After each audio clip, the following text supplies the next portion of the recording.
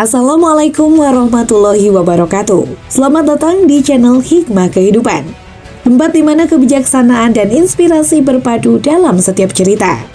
Bergabunglah dengan channel Hikmah Kehidupan dengan cara menekan tombol subscribe, like, dan aktifkan notifikasi untuk mendapatkan konten inspiratif terbaru langsung ke perangkatmu. Terima kasih atas dukunganmu.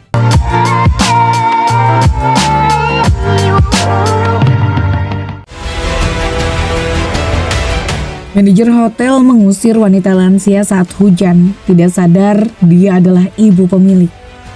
Seorang manajer hotel yang sombong kehilangan kesabaran dan mengusir wanita tua yang mencari perlindungan dari hujan di lobinya, hanya untuk menyesali tindakannya ketika karma menyusulnya. Sementara tirai hujan yang tebal turun dari langit yang gelap di luar, Patricia terus memeriksa teleponnya untuk mencari nomor telepon putranya.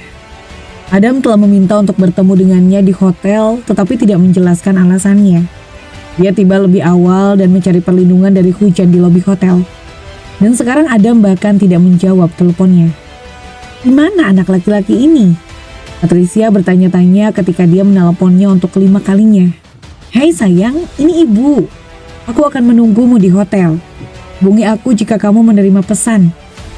Dia meninggalkan pesan suara untuknya, lalu memasukkan telepon ke saku mantelnya dan melihat sekeliling.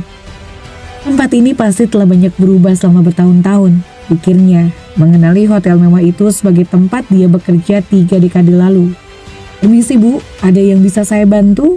Sebuah suara lembut mengalihkan pikiran Patricia, dan dia berbalik untuk melihat seorang pria berpakaian rapi dengan label nama di saku mantelnya. Thomas kan? Dia bertanya, melihat label namanya. Benar sekali bu, jadi ada yang bisa saya bantu? Oh tidak, katanya lembut. Saya seharusnya bertemu anak saya di sini, tapi hujan mulai turun dan saya harus berlindung di sini. Maaf, cuaca buruk. Jadi saya kira Anda tidak memiliki pemesanan di sini. Dia bertanya. Oh sayangnya tidak.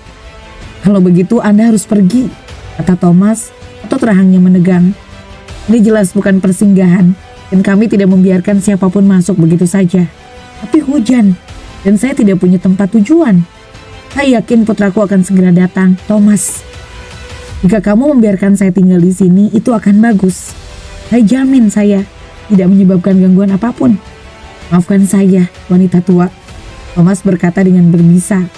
Kami tidak bisa membiarkan siapapun dari jalanan masuk dan menghabiskan waktu di gedung kami sesuka mereka, tanpa mengeluarkan uang sepeser pun. Kami adalah hotel premium dan kami sedang mempersiapkan acara yang meriah. Anda harus pergi. Tapi saya tahu tempat ini, kata Patricia. Saya dulu bekerja di sini 35 tahun yang lalu dan pemiliknya adalah orang yang baik. Saya rasa kami tidak pernah mengusir orang seperti itu. Nah, waktu berubah dan orang berubah. Anda harus pergi atau saya akan terpaksa memanggil keamanan. Keluar. Manajer yang kejam itu mengusir Patricia di tengah hujan dan dia berdiri di sana. Memegang mantelnya lebih dekat ke dirinya sendiri, menggigil dalam hembusan angin dingin yang menyertai hujan. Sayangnya Adam belum membalas pesan atau teleponnya, jadi dia harus menunggu di sana lebih lama. Tiba-tiba seorang pemuda mendekatinya dan melindunginya di bawah payungnya. Kemudian dia menawarkan selimut untuk menutupi dirinya. Saya minta maaf atas nama manajer bu, katanya. Thomas orang yang tidak baik, tidak ada yang baru di sana. Maaf atas cara dia memperlakukan Anda. Dan Anda? Tanya Patricia, bingung dengan kemurahan hati pria itu. Pria muda itu memperkenalkan dirinya sebagai Charlie si portir. Dia berkata bahwa dia telah bekerja dengan Thomas selama 3 tahun. Dan dia tahu betapa tidak jujur dan kejamnya Thomas. Dia selalu lolos karena dia sudah lama di sini dan tahu jalan keluarnya. Dia dianggap sebagai karyawan terbaik di sini. Bisakah Anda percaya itu? Katanya pada Patricia. Ya, terima kasih banyak Charlie. Kamu harus kembali ke dalam. Aku tidak ingin membuat masalah lagi untukmu. Oh tidak, Anda tidak melakukannya. Saya senang bisa membantu. Saya akan pergi sekarang. Berhati-hatilah, kata Charlie bersiap untuk pergi. Saat itu Adam tiba dan dia melihat Charlie dan Patricia bersama. Bu, apa yang kamu lakukan di sini? Tanya Adam. Kenapa kamu tidak menunggu di dalam? Oh, saya ada di dalam Adam, tapi manajernya mengusirku. Di sini dingin bu, ayo masuk, tolong. Patricia masuk ke dalam bersama Adam dan menceritakan semua yang telah terjadi. Adam terkejut. Persiapan acara tidak lain untuk Patricia yang telah dipecat dari pekerjaannya di hotel ini bertahun-tahun yang lalu karena membawa putranya yang masih kecil untuk bekerja. Patricia telah membesarkan Adam sendirian setelah kematian suaminya. Dan karena dia tidak mampu membayar pengasuh untuknya saat itu, dia membawa Adam untuk bekerja dengannya. Manajer Patricia mempermalukannya di depan seluruh staf karena dia membawa putranya bekerja dan memecatnya. Pada saat itu, Adam memutuskan akan membeli hotel untuk ibunya suatu hari nanti dan menyambutnya dengan bangga.